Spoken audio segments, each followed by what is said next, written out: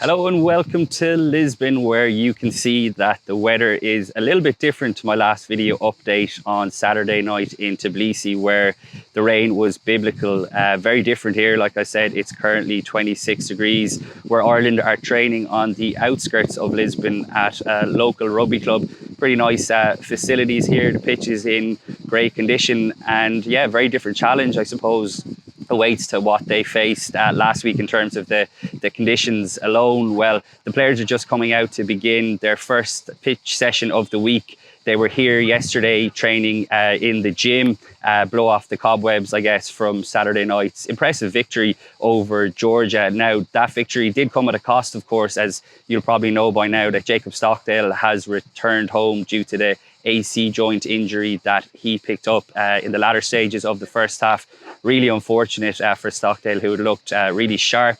Scott Wilson, Jacob Stockdale's Ulster teammate, has also flown home to Ireland. He was called up to the squad last week as injury cover for Tom O'Toole.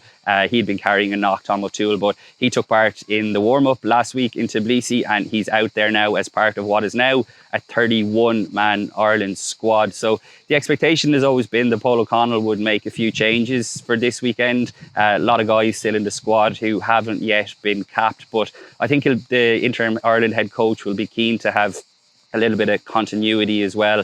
Maybe guys like Craig Casey, you know, he captained Ireland brilliantly in his first game at the weekend. He might like to keep him, for instance, in the team, because I mentioned it, the conditions might be different, but also I think the level of opposition will be quite different. Portugal they thrilled really at the 2023 World Cup in France, played some brilliant rugby, but ever since then they've regressed, I think it's fair to say. So it'll be interesting to see what kind of challenge they pose, but I don't think it's kind of any of Ireland's concern in terms of what's lying in front of them. They're going to keep the focus on themselves. I think after playing in such difficult conditions in the Georgian capital and playing some really good rugby, scoring 4 really well-worked tries and leaving a couple of behind them as well, I think they'll be really keen to show more of what they're about. It's going to be a fast trek here on Saturday night. Well, not here. The game will be played across the city in a bigger stadium, but it's kicking off at 7 o'clock on Saturday evening. So the temperatures will be a little cooler than it is now. Like I said, mid-20s, but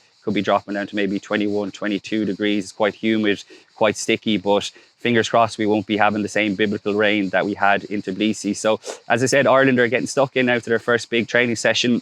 We're going to talk to a couple of players and scrum coach Cully Tucker afterwards. It'll be really interesting to get Tucker's take on how the scrum went at the weekend for what was largely a young and inexperienced front row who didn't have it all their own way, but they won a couple of penalties, one particularly against the head against Georgia, which no doubt the interim scrum coach will be pleased. So as I said, we'll have plenty more reaction to come and coverage across the course of the day and throughout the week on the Irish Independent.